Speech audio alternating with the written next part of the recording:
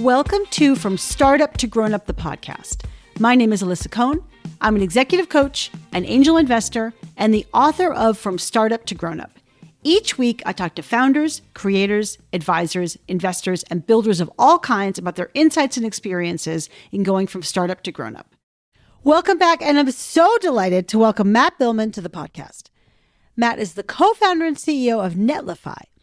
Netlify is a web development platform which provides the fastest way to combine your favorite tools and APIs to build the fastest sites, stores, and apps for the web.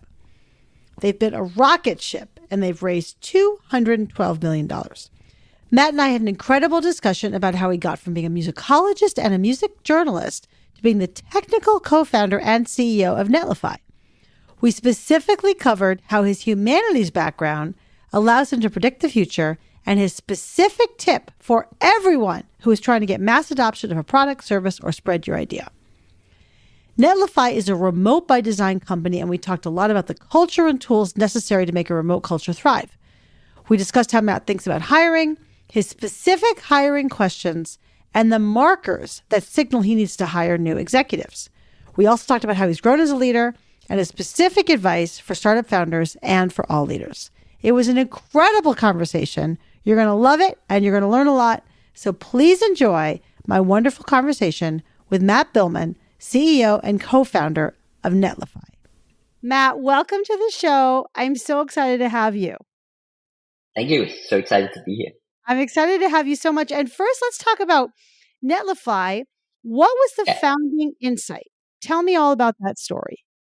Yeah, so the founding insight from Netlify was really that there was a big change about to happen in how software developers were building experiences on the web, where for a long time, every website you visited or every web store you bought some from or every web application you interacted with was typically built like one big monolithic application where the part that defines the end user experience and the part that defines the underlying business logic and data access and so on were all bundled together into one application with developers sort of working across those tiers.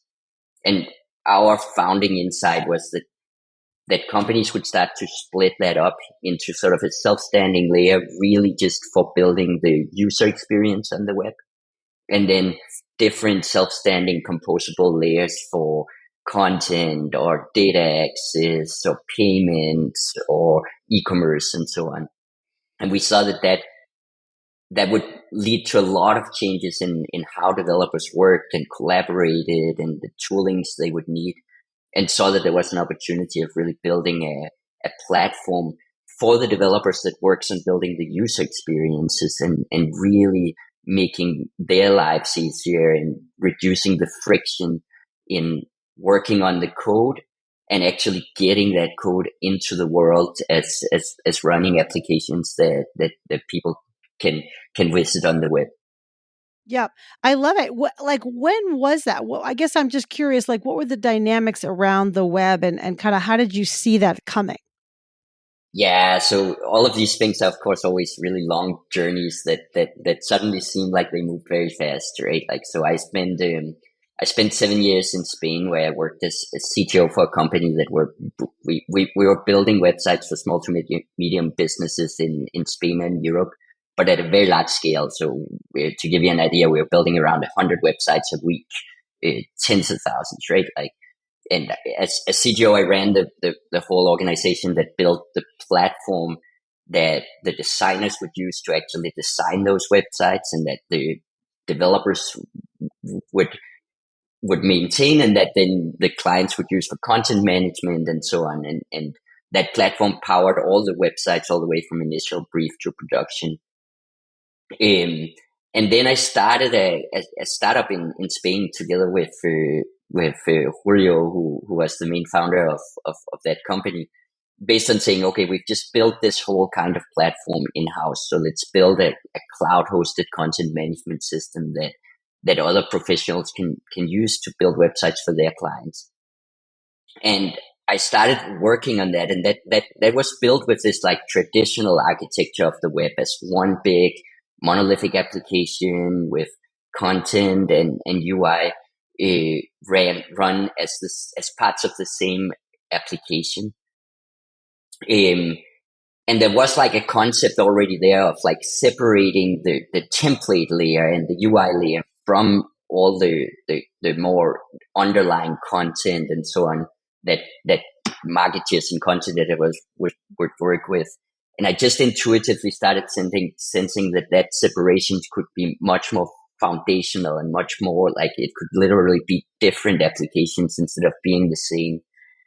And around the time in our industry, some of the first what you called headless CMSs back then, like Contentful, some unknown ones now like Osmic and Content Cloud and so on, started coming out, and I could see that okay, I buy into that whole model of separating these pieces. So I could sort of either take the content piece that we had built and build another headless CMS, but there was already several of those out there. And on the flip side, I saw that no one were taking care of the developers building the UI layer. So I saw that there was like a real opportunity for accelerating this whole change in architecture, and started building just a small MVP at first. Set myself like very hard deadline. I was like, build this in 2 weeks, spend 2 weeks more on adding like pricing and plans, and then get it in front of people and see if there's some interest in the market, right? Like, so launched that. It's called Biilmann. Quickly saw that the right kind of early adopters in the developer space was like interested in it and started signing up and playing around with it. And then started talking to one of my best friends back in Denmark, Chris, who he had built his own production company in the web space and then sold that to a full service agency where he was a partner and chief digital officer. And I sort of started talking him through this whole architectural change and what it would mean both for developers, but also in businesses in terms of like better user experiences, faster user experiences, better security, lower cost, and so on. We sort of started talking through all the, like, if that architecture was really better, like what was all the points that were holding back companies from adopting it? What would we need to solve to really make it like something that everyone would go build with? And that became sort of the core roadmap for Netlify. And somehow I convinced Chris to quit his well-paying job back in Denmark and move with his family to one of the most expensive cities in the world without having a salary, and founded Netlify together. Yeah. And that's really quite incredible. And as you say, it's all these like iterative moments where you kind of observe something. And before we move on to talk about, your company overall, I just want to point out that you studied musicology and cultural studies in university, and that you were also a journalist. I think you were a music journalist. So but also you are the technical co-founder and the CEO of Netlify. So like, that's a lot.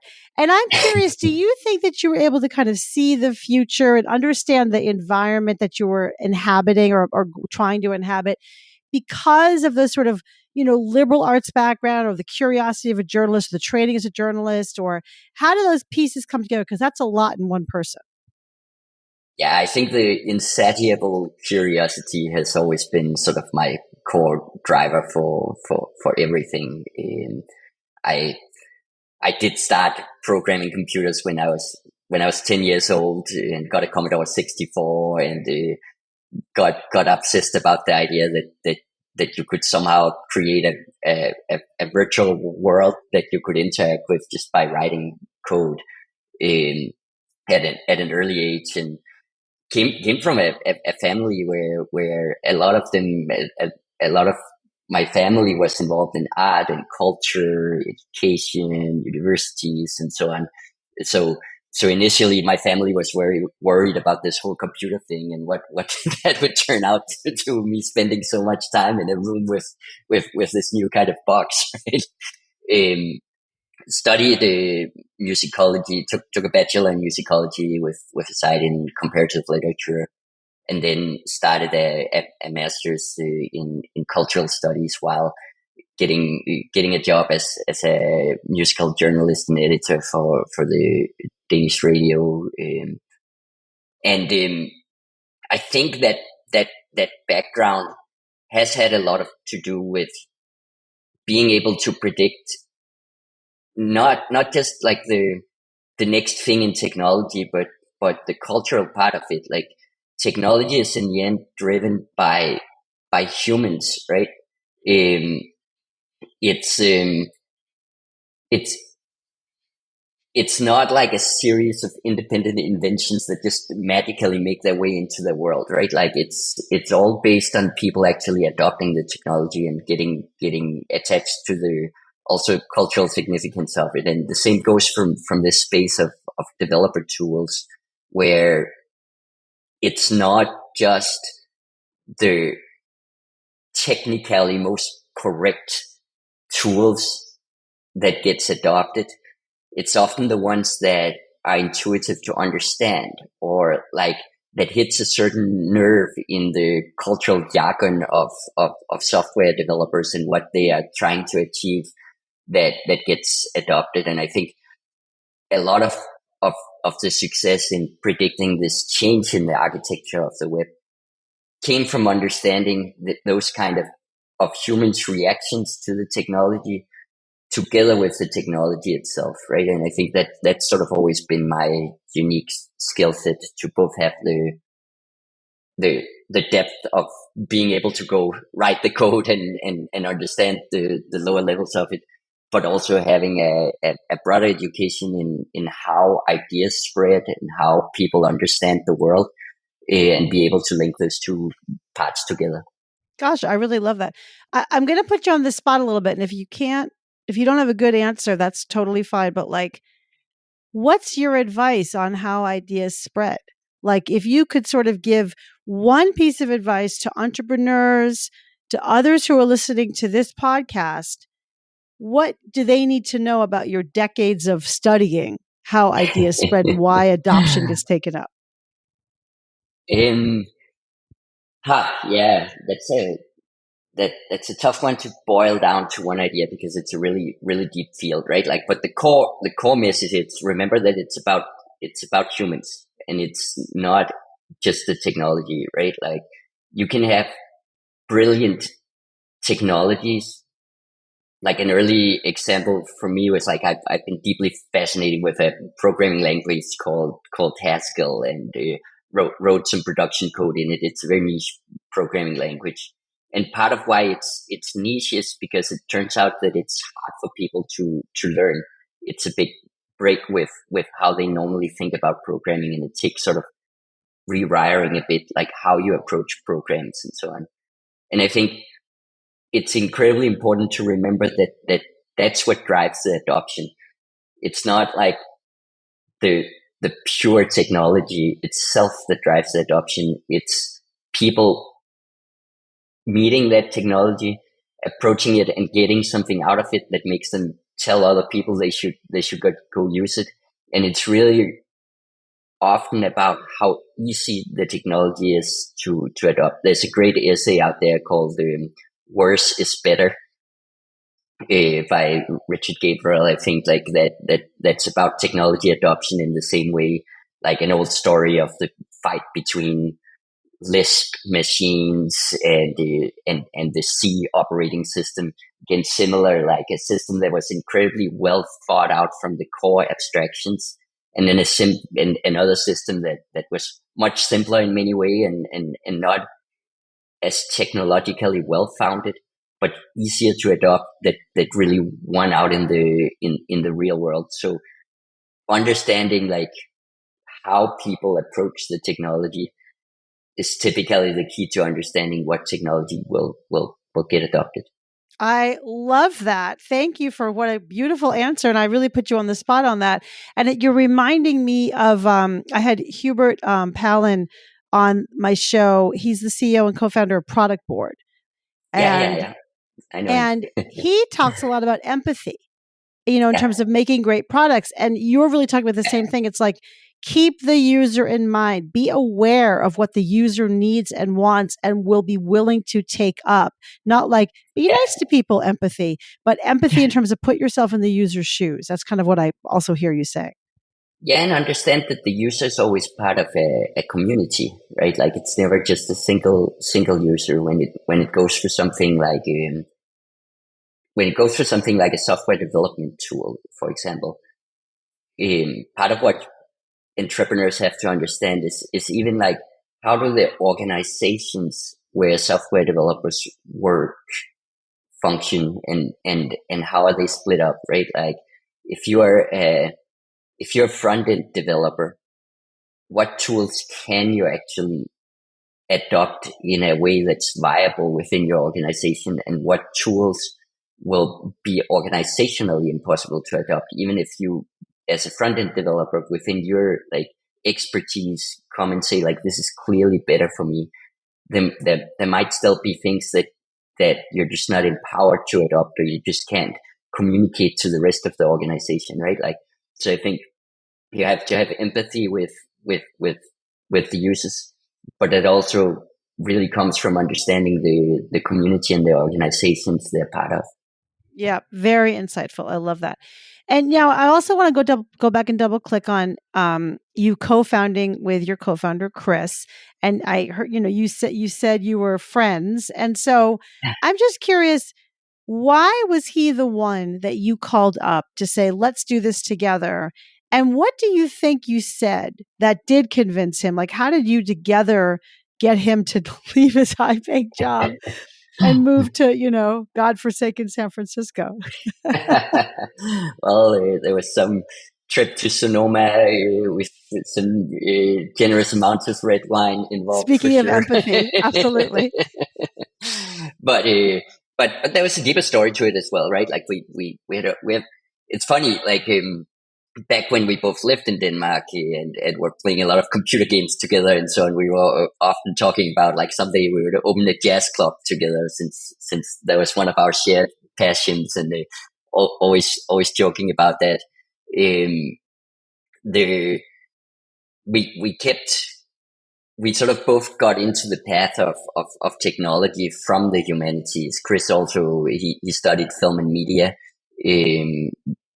before then starting his own production company in sort of the intersection of like high quality interactive online productions involving a lot of interactive video production and so on. Um, and so we obviously always had like started building also that sense of like what's going on in the space and what's happening.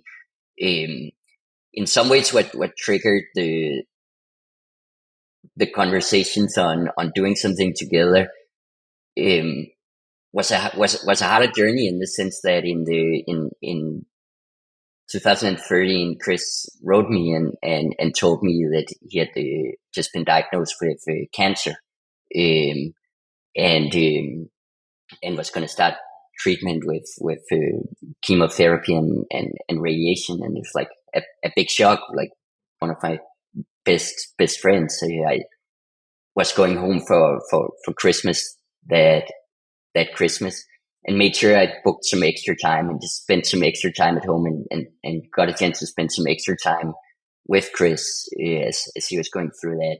And that was right around the time where I had started the predecessor to Netlify, Biilmann, and had sort of really seen this architectural shift happening. So we spent a lot of time also just talking about that, and Chris, it's like a natural in figuring out how to get people excited and how to build movements and motions around things, right? Like, so he was very keen on like on that part of it. How does it become a category? How does it become a thing, right? Um, and fortunately, like Chris went through his treatment, came out the other side, got cured, is today fully clear. But I think also came out like sort of with a question of, okay, what do I really want to do? And I think that became like sort of the real trigger point where we decided, okay, life is short. let's try to really do something together and see what's the biggest and most impactful thing we can come up with, and how do we go about that. And that sort of became the onset to setting off and doing Netlify together. Wow. Well, thanks for sharing that. And I'm so glad that Chris is okay. But it is Yeah, true that these life moments, and I think we all saw it during the pandemic, but these life yeah, moments of truth can really, you know, push us into a path that maybe we've been considering, but now is like the real deal. Like now it just seems yeah, important. yeah, Yeah. yeah, 100%, 100%. I think it's always like it. I think getting that kind of perspective, and it's very different how people get to that point in their life, right? But getting that sense of perspective of life is short and flickering, and you never know what's next. So you better push yourself to make the most of it, and like I think a lot of these kind of entrepreneurial journeys starts with some sort of insight around that and sense around that. Yeah. I'm just curious, Matt, have you had any kind of moment of truth like that, or like a moment where things turned for you in that way? And I think I haven't had like one specific moment to point to, but I've had different moments that sort of led me to somewhat get that sense of like in parts through in parts like the arts and the literature and so on help me get there, right? Like the power of the arts is to get you insights into other humans' experiences, right? Um, and I think I got through that some of that sense of both how vast or how brief life can be. Um, that built some of my uh, internal character for seeking out adventure in some ways. Yeah. Yeah. I love that. I think that we have a lot to learn from culture and from certainly from literature where we sort of can share other people's stories. So you all started the company, and I want to just sort of talk about the culture and the way you work, right? So this is pre-pandemic. And Yeah, I think that you even then really had this vision of a distributed culture. In yeah, fact, you say, um, let's see, on your website, you say, rather than just being remote friendly, we strive to be a workplace where you can work from home and have an equal opportunity to influence decisions and culture across the organization. And it goes yeah. on. That doesn't just happen, right? It's like there's No, like no. some thought process there. So I'm Yeah, curious, could you talk about like the thought process that you came to recognize you wanted to have that kind of distributed culture? yeah. I mean, I was a very firm believer, even when we started Netlify, that long term, over time, this kind of like remote distributed way of working would be would become mainstream and um,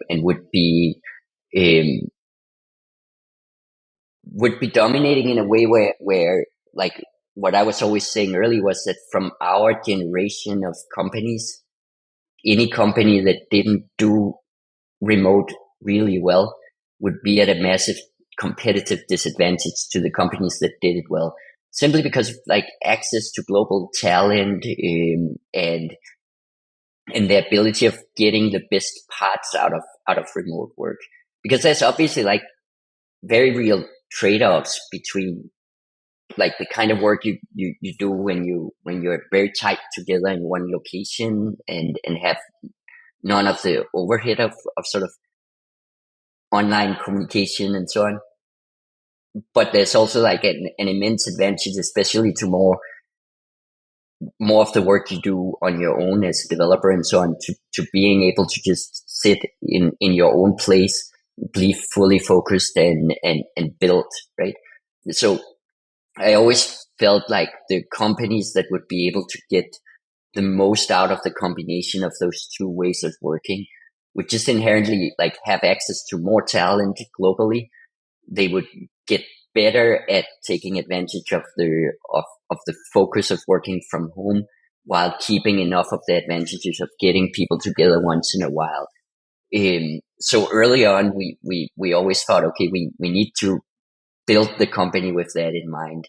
And we started out with a hybrid culture, right? Like, so we had an office in San Francisco, but from the beginning, we told everyone to work from home Tuesdays and Thursdays, um, to make sure that all the habits we build, all the tooling we use was built on tooling that works when you're not at the office, right? Like, and that was part of like this idea of like, we need to build a distributed culture, even if we also have a space where we come together, right?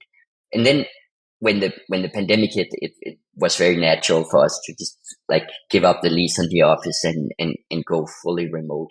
Now we're, to be fair, still looking for the right way of bringing back that other piece of like getting people together in between the remote work and finding the right cadence of connecting and the right structure of like, what do we need in terms of either co-working spaces or some office spaces, but in a different form.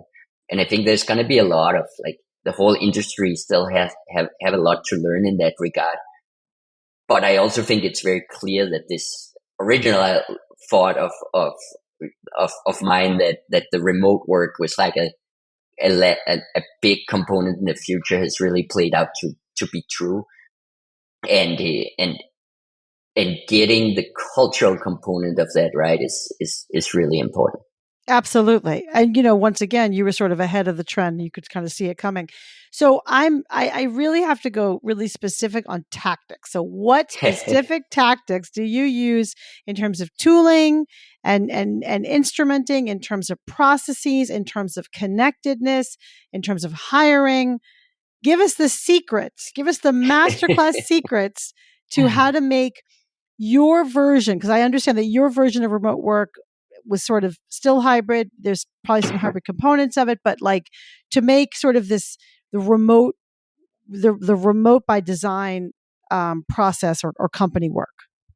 I mean, I think the core piece in the beginning was to force everybody to be remote 2 days a week, right? Like, I think if you have a core of your company that sits together in an office and works like that every single day of the week, then that will set the pace for your culture, and you won't be able to have a distributed team feel on even ground with the rest, right? Like, so I think that was sort of the first cornerstone, because again, as with all these things, like the tools and the technology is typically second to the actual culture of how people think of the tools and the technologies and work together. Like from a practical standpoint, we used Slack since the beginning, and really used Slack also as like the office where a bunch of chatter goes on. There's lots of silly channels. Like we have a channel called Yelling in all caps, where people only type in all caps and yell about stuff. We had since the beginning an odd channel where people post cute pictures of animals, right? Like there's a lot of that stuff going on that's important if you want like people to feel when they're distributed that they're part of a culture and part of a company, and not just like, I mean, if all they see is just some task list they have to go execute off, right? Like that's not a culture, right? Like that's just being like a cogs in some machine. So investing in those things, like rather than Slack as a tool, but then those uses of it, that's been important. We've had like there's been a lot of like weird traditions that emerged like that and has come and gone, right? Like at a point, our template for pull requests, which is when a developer make a clone, like proposes a change to the code base with a new feature and everything, you make a pull request that has a write up of the what is this change, what's in it. Now a core template for that always had a field in the end that said picture of a cute animal. So you would have this whole serious description of like, here's the change and everything, and here's the picture of a cute animal, because you have to, right? Like those kind of things are kind of akin to like the culture of little jokes that you get in an office or little human interactions, right? Like, so building human interactions into how people use the tooling online, I think is really key to building a remote company where it feels like there's actually a remote culture and where things are happening. And again, the tool set that we use are very, like, there's nothing especially revolutionary in that. We use Slack to as our main team chat. We use GitHub for a lot of things that probably goes further than non-developer focused companies, but still, like, it's our main issue tracker and code repository. We use Notion for all of our collaborative documents. And then we have an internal, like, website that's our core company handbook with, like, the descriptions of how the company functions and so on. We use Zoom for video calls. So again, very standard tech stack, right? Like, the secret is not really in the tech stack. I think it's in all of the other things. And then, of course, early on when you talk hiring, it was pretty important for us to interview for people that thrive in a remote company, right? Like, also at the leadership level. And early on, it was really hard at the senior leadership level because very few had experience with distributed companies. Then suddenly the pandemic came, and now that's become much easier because, like, now everybody has experience in working remotely. But it'll still be, when I'm interviewing, I'll still try to dig into in this experience of going remote. What did you learn in the leader, and what did you like? What did you dislike? Because some will have sort of begrudgingly be dragged into it and just really wish for the day where they could put everyone in an office again. And they probably won't be the best fit for a company where you see it as a broader bet, where maybe spaces with people in them once in a while will still have a role to play, but the core functioning of the company has to be distributed. Yeah. Well, I love that. So, like, let's dig a little deeper on that hiring process. So, what if you were hiring me? How would Yeah. you, what kinds of questions would you ask me? And what would a good answer look like and a bad answer look like? So, go ahead, hit me with a few questions. We'll do an interview right now. I would ask you, like, what's your experience been working remotely with people? But if I'm trying to get the job, right, I'm going to try to get the job. Mm-hmm. I'd say, oh, Yeah. well, I didn't have that much before the pandemic, but during the pandemic, I embraced it. It really worked well. I took LinkedIn learning classes, and I made sure that I was, really focused on how to learn how to manage remotely. Yeah, but I would probably still dig into your actual experiences. Like, how was it running your team like that? What parts do you really miss from having people in a place? When do you think you should get people together in a place? I think it's always like you will pretty quickly get a sense of of whether that's, like, even from the nonverbal responses of people, you will see some people get clearly excited about some of the components of distributed.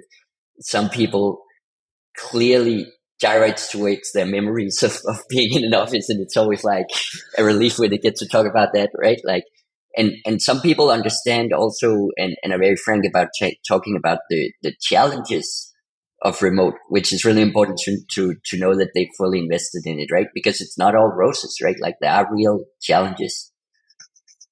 Yeah, I love that, by the way. I love how specific you expect to get with somebody to really decide if they're into it, plus which you can kind of see from their excitement or lack of Yeah, excitement. And I want to talk about one, just because you brought it up. There are, of course, a number of challenges in remote work. Um, yeah. One specific challenge I'm going to just lay out to you is many managers, or there's kind of a vibe that managers would say, if I can't see them, I don't know what they're Mm, working on, or I don't know if they're mm, working. And that, yeah, with a certain kind of manager and a certain kind of person and a certain kind of company, that actually may sort of be true. So I'm yeah. curious, how do you think about that in your company, about how do we know work is getting done, even though we're remote, and we expect managers to be able to be expert at managing remotely? So that part, I've strangely enough always felt like is the simplest one, right? Like, because in a great company, no one should care about how many hours people are spending with their butt in a seat. they should they should care about the impact someone is having to the business, right? Like, so this should just really force people to articulate like what is the outcome they're after, right? Like what is the actual thing they're trying to achieve for our business, and are they achieving that or not, right? Like, and if they're not achieving it, it doesn't really matter if one person is a harder worker than another person, or if they spend more hours solving the problem or not. What matters is if they actually solve the business problems we have, right? Like, and that should be, if a manager can't articulate, is this person actually like moving our product forward, or moving our metrics forward, or making a difference to our business, well, then maybe we should just not hire that person, because like what are we even paying them for, right? So that part of remote, I think, is fundamentally really healthy, right? Like that you should really stress about focusing on what output are we actually expecting from people, rather than what time commitment, or like, are they working at this time or at that time, right? Like that should be pretty immaterial to the business, versus compared to like the investment we are making in money in this employee. Are they driving outcomes for the business that are actually worth it, right? Like, so I think that's one of the clear sort of really healthy things of remote, that it forces you in a good way to ask those questions, instead of the, oh yeah, I can see that this person always leaves later than me and comes in earlier than me, right? Like, but well, if they're just sitting there and chatting with their colleagues all day, who cares, right? Right. Right. I love that. I really agree with you that like to be excellent at remote work, let's say managing, especially if you want to be an Yeah, excellent remote manager, it's really just being about an excellent manager with all the yeah, management hygiene that entails, which forces you, and I like that word, I'm yeah, sorry, but like it forces you to get yeah, clear and specific about what you're expecting. And it forces the yeah, communication, because even like, I'm just so passionate with this, even like delegation, I can be kind of like fast and loose and we can have a quick conversation about it, but not if we're remote and not if we're on yeah, different time zones. I have to really get in my head what I'm looking for yeah, from you and how we communicate that and my expectations about it. Otherwise, they're going to screw up and it's going to be your fault. yeah, yeah, absolutely, I love absolutely. it. So, one thing that you've really obviously really gone through an extensive process and really cared about is your values. So, I'm Yeah, curious, what are the specifics, the sort of the step by step of how you thought about your values, how you've refreshed your values, how you've landed on your values that then lead to your culture? yeah. I mean, the first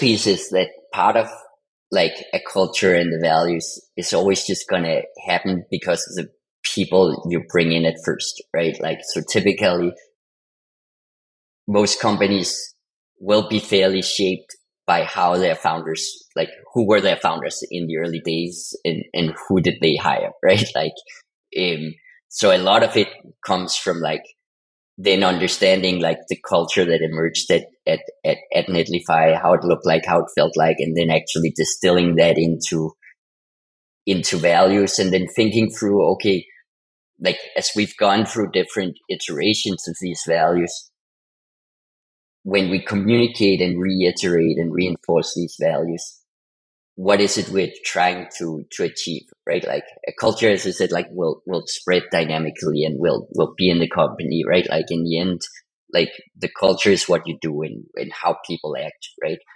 But you want to reinforce some parts of it, or change the focus from one part to another at some stages, right? Like, and you want to try to pick like ways of articulating those values that can be a useful management tools in trying to strengthen the parts of the culture that you think should be stronger, and putting the focus in the right place. Um, and it's been like a learning lesson for us how to do it, and when to do it. I think both Chris and I, being Danish in the first days, we had sort of this inherent skepsis of the corporate values as something that seemed very American, and very like it would often be some very like innovation, empowerment, and so on. There's like, okay, yeah, but like, what's the company actually like? So we had to first go through a bit of a phase of like, okay, what do we even think about these kind of corporate values, and how do we see them as being useful? And How, then, I want to just interrupt for 1 second. How did you guys do that? So first of all, you're skeptical. I don't blame you. And yeah, then, by the way, just spoiler alert, I saw a lot of the Patrick Lencioni five yeah, dysfunctions of a yeah, team yeah, kind of framework on that's yeah, I love that. And that's yeah. super American. It's Super very American. American, It's very right? American. Yeah, yeah. And so how did you two kind of talk each other into and convince yourselves like actually this is something we should take a look at? I mean, the first was really early when we were like, I guess, seed stage company, and our early employees came, like, at some point came to us. It's like, look, we want a set of values. And we were like, okay, let's do Forced into it. I love it. it. Yeah, yeah. So we sort of sat down a little workshop, all of us early people, and pinned down some initial thoughts. And that became like a second iteration after the Series A, where we did another sort of values workshop and got the first set of sort of written down um, values that were more broad still, in like transparency and commitment and empowerment, and like then story around each of those and what they meant to us and so on. We then had we had a certain phase where one of our leaders brought up the advantage, and we all read it as a leadership team, and we saw that there was a lot on that, like on trust and accountability, transparency, that resonated a lot with how we also thought about like a healthy culture in the company. So that for sure became embedded. And then as we grew sort of the next iteration of our leadership team and started going into more of the growth phase, we again got together in a leadership offsite to really clarify, like, again, how we articulate the values. I always separate that a bit from like what is the culture of the company, and because in the end that's a living thing that happens, right? Like that happens by how people actually interact and talk together, right? Like, and you can say whatever you want in the values, but the most important is actually like how does the company feel like, and the values should be a way, like the articulation of the values, as I said, should be a way of strengthening the parts of that culture that you think are really important, and maybe counteracting sometimes some of the parts of that culture that you see is needs to change to as the Is there an company changes. example? Is there an example of that? And there was an example in pinning down own it, ship it as a value, and weigh in, then buy in. On the early stages of our company, there was for sure a place where we grew up where everybody was used to being involved in every decision, because it was like a small company, tight knit culture, very transparent, right? Um, but it also led to a point where too many things lacked a clear owner, and where there was sometimes a sense of like, in, in, instead of like having a clear owner saying like, I think we should, like, here's my plan, let's all go through it, getting to a decision on like what we're going to do, and then everybody going in that direction, it could get a more murky process where everybody were continuously like discussing and moving, and things got too fluid, right? Like, so that was one of the points where we thought, okay, we need to coin like both the weigh in, then buy in, right? Like we do want to keep that part of everybody feeling like they can contribute, and they can be heard in a process of making a decision, right? Like we do want managers to go in and seek like seek out people and have them give input and listen to that, and question their own ideas. But then we also want anyone who owns something to really be accountable to driving that, to actually like shipping it, right? Like, and everybody around that to buy in, right? Like to really say, okay, now we're moving forward in this direction. We all got to push in the same direction. We got to buy in, right? Like, so that was like formulating those two was really important in saying like, okay, this is something we have to to be intentional around. Yeah, I love that. But how did you kind of, let's say, guide that or maybe enforce that? Because you first have a company, everyone's like, my say matters. I mean, this is very Yeah, normal in startups, right? Like you got 50 yeah, people and everyone's like, I get yeah, to say what I want to say and my opinion matters. And then like 150 people, you're like, no, we really literally cannot do that anymore. Right. yeah, But yeah, that yeah, doesn't matter. I still feel bad because I'm one of your early employees and I joined the company in part to be able to weigh in all the time. yeah. So how did you get people like me to make that shift? Yeah, I mean, I think again, it comes from really working with the whole chain of leaderships, right? Like, and it came from taking both part of it, right? Like, it came of really like instilling that we want you to go in and ask people to weigh in, right? Like, we want you to not be afraid of that period of feedback and of people being opinionated, and then in return, we want you to have like in your arsenal this core value of weighing then buy-in and of own it and ship it, right? Like that you can bring up and say like, well, this is how we have to operate. And we did some things like adopting like Darcy as a decision making process, right? Like, so you could also tie this value to like, okay, now let's put up a Darcy and put like a driver on so we know who owns this and who is expected to drive it and who's expected to inform and who's expected to approve and so on, right? Like Right. When as sort when of you said Rossi, you mean Daci, RACI? DACI, yeah, It's a different version. driver, yeah. There's a bunch of these different ones, right? Like Okay. this Right. one came out of Atlassian, stands for like driver, approver, contributor, and informed. And it's a relatively like lightweight version of these decision making frameworks, right? Um, and I think in I think any of them can be useful work, but it's more a way of tying also these things to like a practical thing. Okay, like when someone comes to me and it's like, oh, everybody's got this weighing in, and like I can't get like, have you put up a task, right? Like, and then they can be like, no, try to do that, and then we can all make it explicit that you're the driver here, and these are the people that needs to approve, and these are the people that that are contributing, and these are the ones that you should inform about it, and everything else. Um, like keep emphatic, listen to people, but also know that you're the one that needs to own it and ship it.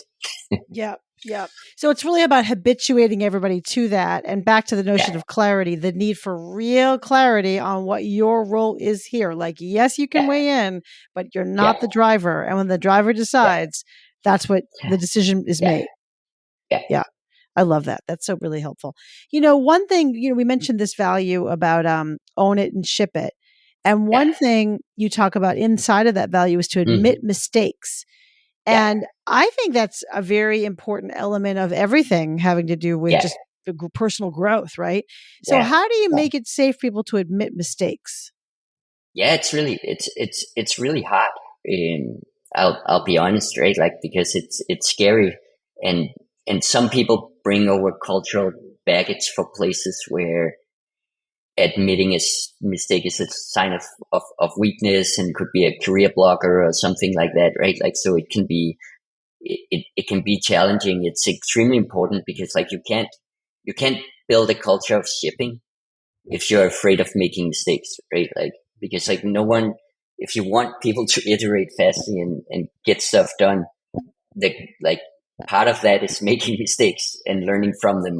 Otherwise it's not possible. We try to tie it back and not be afraid of admitting those kind of mistakes ourselves. In like, here's where we went wrong. We planned this initiative, didn't turn out right. Like, this is what we're learning from it, and everything's fine as long as we're learning from the mistakes we want. We also like, me and Chris personally as founders made it a part of our interview. Like, we would always have an interview question of the line of, what's the, in your professional life over the last couple of years, whatever, what's the single biggest mistake you've made? And you would either like in that hiring process, you would get very different reaction. There are a lot of people that come from places where when you get that question, they will ask it by talking a lot about other people's mistakes. They'll be like, oh yeah, like my biggest mistake, yeah, like I was like my boss I simply couldn't convince him to do the right thing, even if I totally knew what it was, and so on. And and and that would be like a big red flag, right? Like, and then there would be others that would be, oh yeah, like I had this like thing, and like I totally made a mistake that like really didn't work out. I learned from it. Like I this is what I would do differently today, and so on, right? Like, and that's the pattern you want to see, right? Like, when people are comfortable with that, um, that's a really great sign, right? Yeah, I think that's great. And then the idea, I'm sure, is that you have to then reinforce that by not punishing people for making mistakes.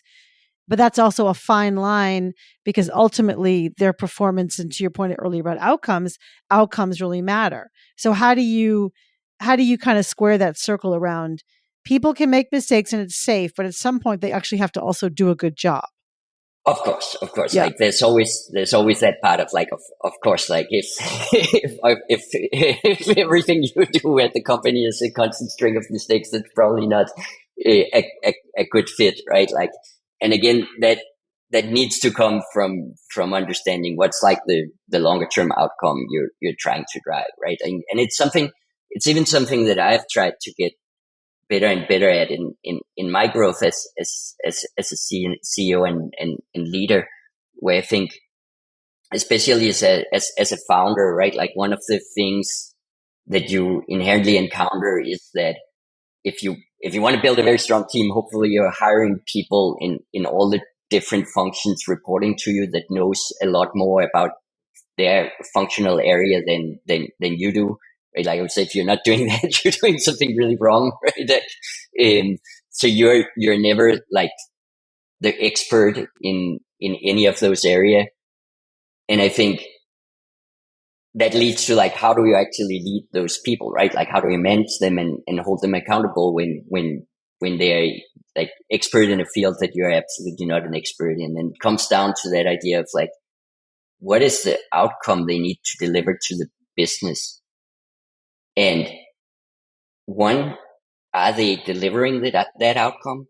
If they're delivering the outcome, then like obviously they're doing a good job. You've just agreed on like what the outcome should be and what they're delivering. But if they're not delivering the outcome, can they articulate a plan to deliver the outcome that you believe in? Like, can they come tell you like, this is how I'm gonna fix things and get this outcome, and this is how I'm gonna turn this around and get this outcome? And if they can do that, and like then obviously like we always set super ambitious goals as a growth stage startup, so we'll not always hit those goals, right? But as long as there's a clear plan for like, okay, what should we do? It as long as you really trust the leader, like, okay, this sounds like the right step to fix the mistakes we just made, then it's good. And then as soon as you get to the point where you're not delivering the outcome you need for the business strategically, and the leader can't articulate how to get that outcome, that's probably the time where you need to go find a new leader, right? Yeah, I think that's very wise. Could you talk a little bit more about how you know when it's time to get a new leader? Because again, there's a known thing in startups where you have employees who are great and executives who are great in the early Yeah, stage, great in the middle yeah, stage, and great in late stage, and et cetera, et cetera. But mostly early stage are not late stage, and late stage are not early stage. So what are yeah. the other markers that showcase to you it's time to think about getting a different executive in there? Yeah, I mean, it is like it is one of the hardest and most challenging parts of building a startup, right? Like that journey of people and leaders, and struggling between the balance of always giving people a way forward and a way to grow, and then sometimes getting to the point where you need something else, right? Um, and for me, as I said, like the core framework for me has really been like, when I hire a leader, right? Like, or if I went to go and rehire any of my leaders now, what is the outcome I would need to get from that function and from that role, right? Like, what is it that I would need to sit through and talk? Like, can you do this, right? Like, can we get there? And if people are delivering on that, well, then it's easy enough keep them, right? Like that's the easy decision, right? Like, and then as I said, when some of those goals start to fail, that's when my framework has really become, if I am open and transparent with the leader about those things failing, does that leader come to me with a better plan that I together with the advisors around me, my board, my professional advisors and so on, can believe in and say, like, this seems like the right way to fix this, or this seems like the right argument that we should change the goal because it's not achievable, right? Like, if that's the case, then it's still the right leader. If that's not the case, then it's probably time either to try to layer that person or replace that person. Yeah, I think that's so wise. I think that there's also this marker around like, do they get defensive, right? Or Yeah, do they kind of buy in yeah, and realize, yes, it's my responsibility to make this plan. And so I need to. I'm also a big fan of self study. I feel like people, for whatever reason, people don't do enough. I know everyone's busy, but I also kind of feel like executives need to go out and get their own mentors and like read books and read blog posts and find people around them to help them grow in their roles. Because if they've never done it before, the only way they'll be able to do it is through mentorship in some yeah, ways. yeah, yeah, absolutely, Yeah. absolutely. Now, how do you continue your own learning and growth? As a founder. Yeah, yeah. I mean, one it's probably always been one thing that I've been pretty good at, right? Like I mentioned at the beginning that my core driver is sort of an insatiable curiosity of pretty much everything, right? Like, so I'm always reading, I'm always learning. I do have an executive coach as well that I work with in a program called 10x CEO that's been really valuable, I would say, at the earliest stages of Netlify. We got a lot of other founders in as early investors, advisors, and so on, right? Like, so I always tried to learn from people that were one step ahead on the journey, ideally 1 or 2 steps, right? Like I had sort of seen what was around the corners, as well as a solid cohort of founders in around the same stage.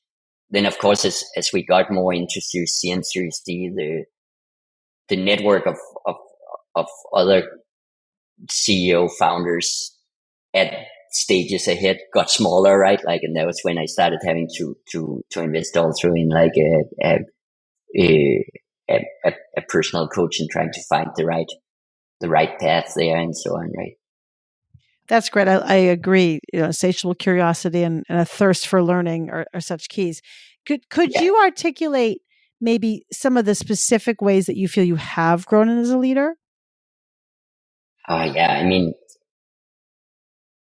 you have to grow so much during this journey, right? Like it's such different stages, and your role constantly transformed, right? Like when I started out in Netlify, I was just sitting and writing all the code and talking to all the customers, right? Like doing everything. Right?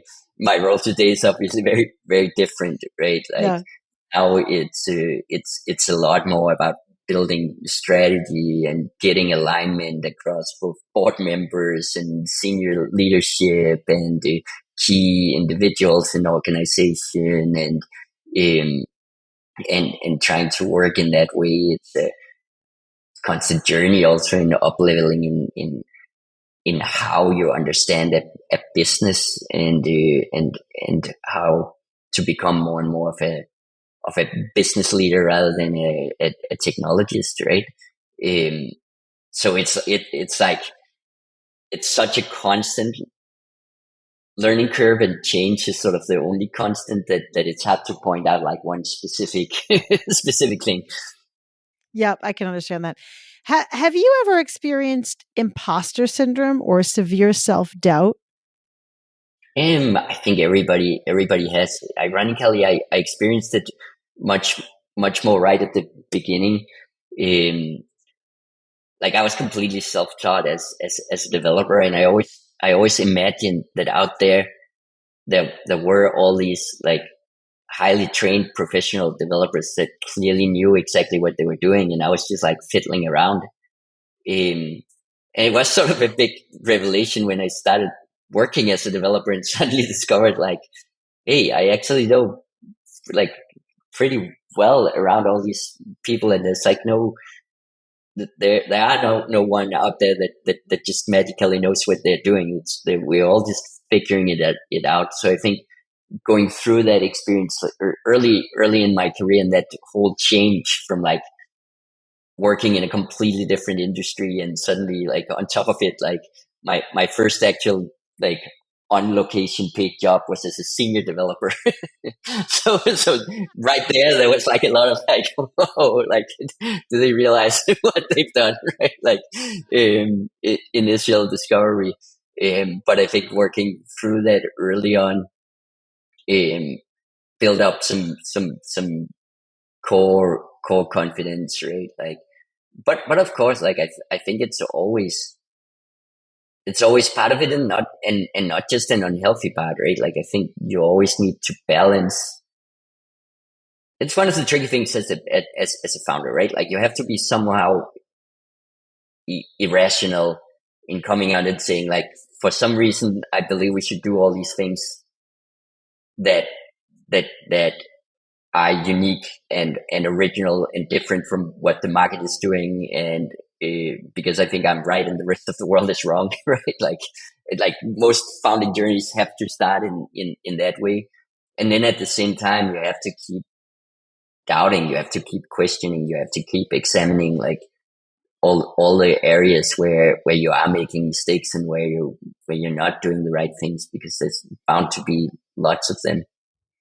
Yes, I think that's so wise and such a balance. It's a lifelong journey to kind of figure that Yeah, balance out, right? Yeah. yeah.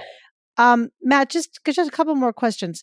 What do you wish you had known earlier on your journey?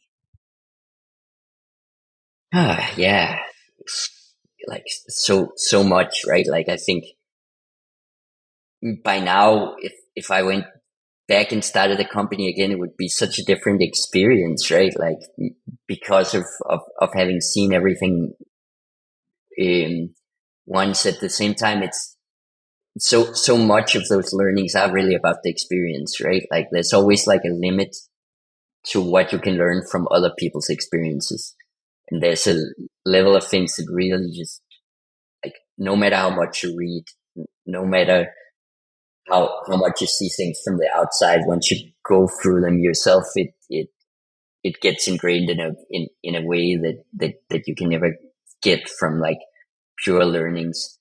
And a lot of them are sort of hard to hard to translate. I mean, I think I've grown a lot in being able to hold people accountable, and have harder conversations up front than where earlier in my journey I would be a lot more vague around that, or afraid of that. Um, and and then there's like 2 million tactical things, right? Like this.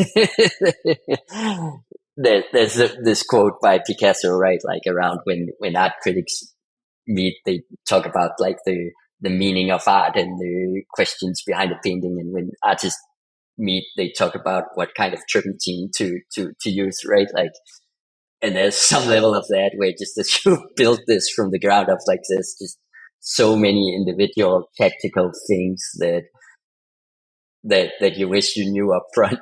Right? Yeah, like how to incorporate, right? Yeah, And like the corporate yeah, structure and how to structure and like using yeah, Asana versus yeah, Slack or whatever. yeah, yeah, Yeah. yeah, precisely. And just like, I don't know, understanding or like earlier on the roles between like when to introduce a product function and how to structure that function, like the roles between product marketing and channel marketing and like all these things that, that you learn along the way that are sort of much more tactical. I wish I knew all of those when I started, but Yeah. Yeah. That's why second time founders are so wise. So yeah, wise. yeah. And my last question before I let you go is, what advice do you have for other founders as they embark on their journeys to grow into leaders? Yeah, make sure to also always check on like are you having fun and is this what you want, right? Like you have to actually like there's some founders that hit a point where the reasons that they started being builders and so on are no longer what they will get from their job, right? Like as a company becomes bigger, you will really become all about people and direction and strategy mixed with like being able to inject some of like hopefully like the creative innovation and so on, right? Like but it is naturally like a completely different life day to day that you have once you're like running a larger company versus the life you have day to day when you're like early stage sitting with a few other people and just building stuff. And make sure that you understand that that's where like that if you want to keep going on the journey as staying a leader, um then make sure that that's what you want, right? Like and that you mentally like strive to become that rather than try to hang on to what it meant to be a builder in the really early days. Very wise. Amazing. Matt, thank you so much. What an incredible conversation. And I know people are going to get so much out of it. So I just really appreciate your time and your insight. Yeah, thank you so much. This has been such a pleasure. Thanks for listening to From Startup to Grown Up.